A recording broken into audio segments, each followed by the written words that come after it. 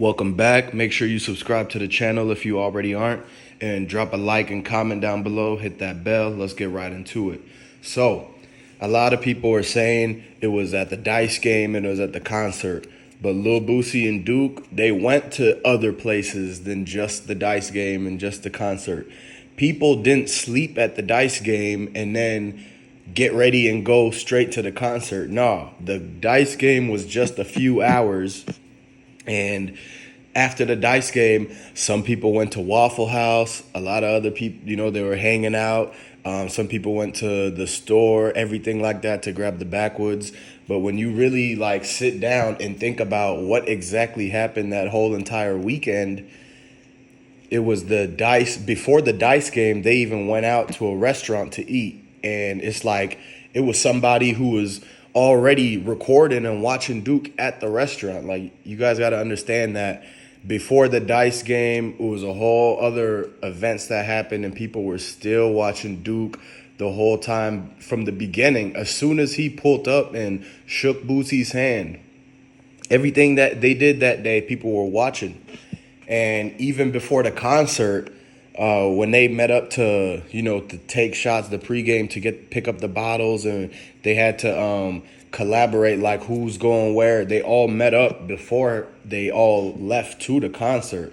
So it was like multiple different places where a lot of people could have seen Duke. And when you think about it, they made him bring the jewelry.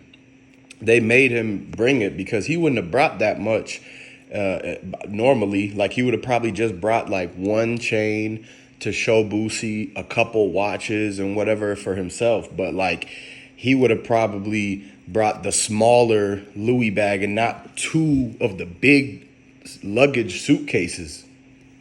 And so, because they wanted him to bring that money for the Dice game, they wanted him to bring the diamonds and the VVS's, and say that it was, somebody was going to look at the chains and maybe buy one. And, Duke was already thinking hey, just in case they might like these chains, then he's going to bring more.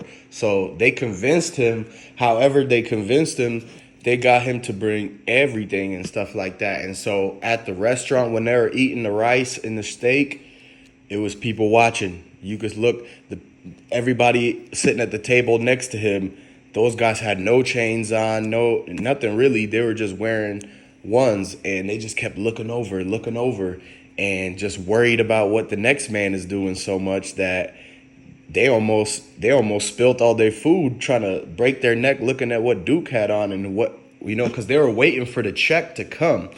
And when the check came, Duke went to go pay for his. That's when they knew he had all the cash on him.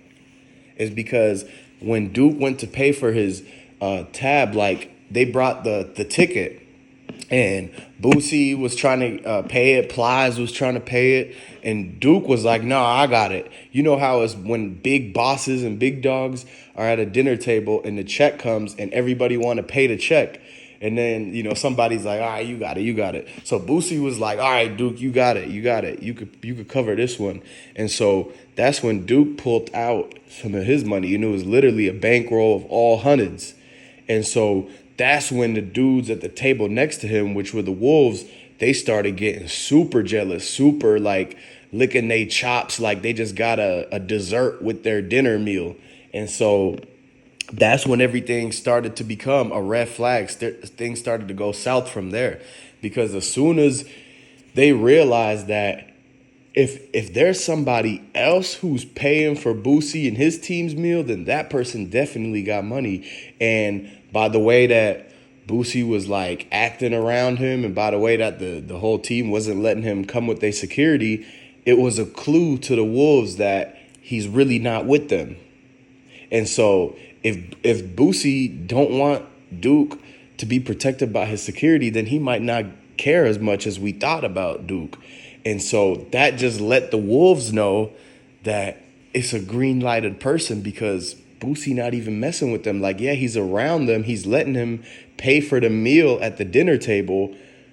But then again, he's not protecting them with the security on their way out. He's making them walk to his own car far away in the parking lot. And so those are the things that start to make the people wonder, what's really going on here? Because it's like, how could you take the man's money, but then, he's being generous, but then you turn around and it's every man for themselves outside, even though he's your guest and it's your city. Like, y'all got to understand that from wherever they went, from Baton Rouge, driving all the way down to Houston, everybody with the whole entourage came with them. And so it's like, hey, if Jay Prince was with him and his Boosie and Plies and everybody like that, Duke the jeweler should have been the fourth VIP member.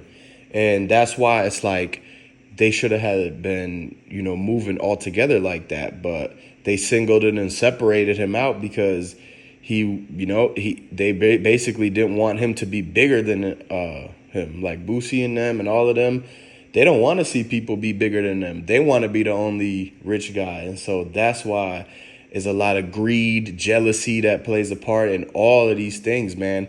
Everything could be cool 1 minute with Duke and Boosie, and then next thing you know, it's like everything crumbled down and people start acting like, oh, they don't even know him and this and that. And so that's what's rubbing a lot of people the wrong way, because they've been saying that Duke and Boosie knew each other and that Boosie's been following Duke since 2016.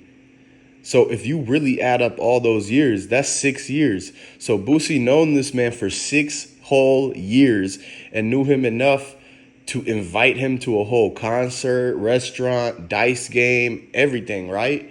But then after he gets hit up and, a couple of days later, once the news breaks out and everything, he's talking about, nah, yeah, we just met him last night, the night before. So it just don't make no sense. And he's trying to basically sway off of what the real situation is that he actually knew the man for years. And so if you know somebody for 6 years, you can't just turn around and act like you never met them before. Maybe you could do that with somebody you just knew for a couple months because it wasn't long enough to actually have a solid, a solid connection like that. But then if you know somebody for 6 whole entire years, I'm talking like over half a decade, almost a whole decade. And it's like, everything about them, their mamas and the people and all of their business, right? And then you invite them out, and then next thing you know, when they ask you about the person, you act like you don't even know him and that he just met him the night before. So that's the thing that's weird, because it's all over social media where you could see, retweets. You could see stuff from Boosie and Duke way back in the day. Like somebody already found out that Boosie actually was following Duke since 2016.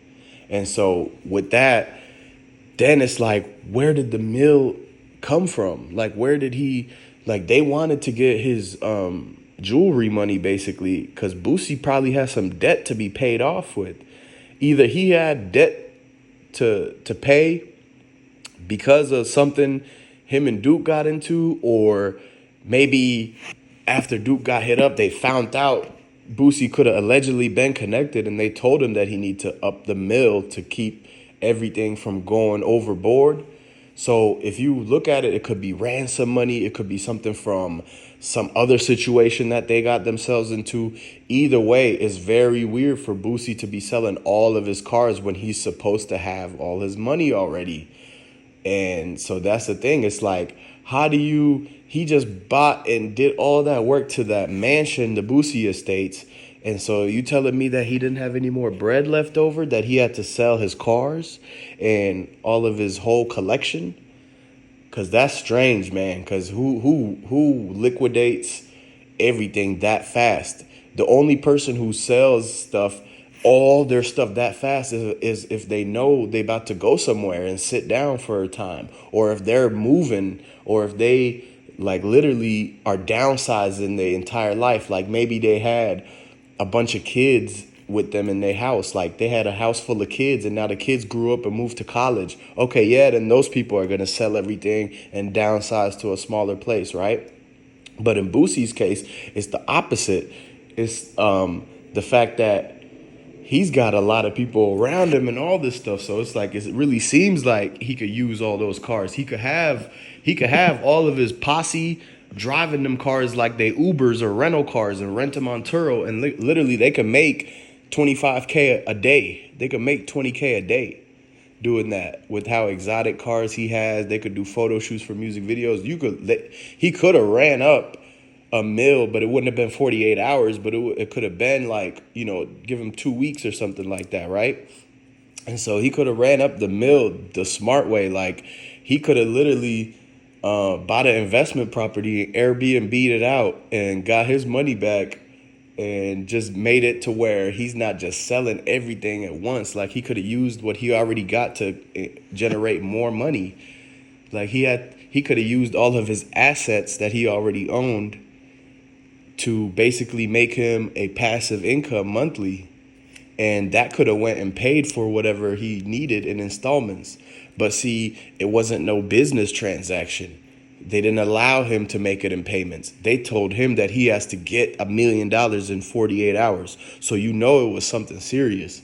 And so that's why a lot of people are looking at him and they're like, I don't know about this guy. It seems a little bit fishy. And it's still a lot of condolences to go out to Duke and his whole family, man.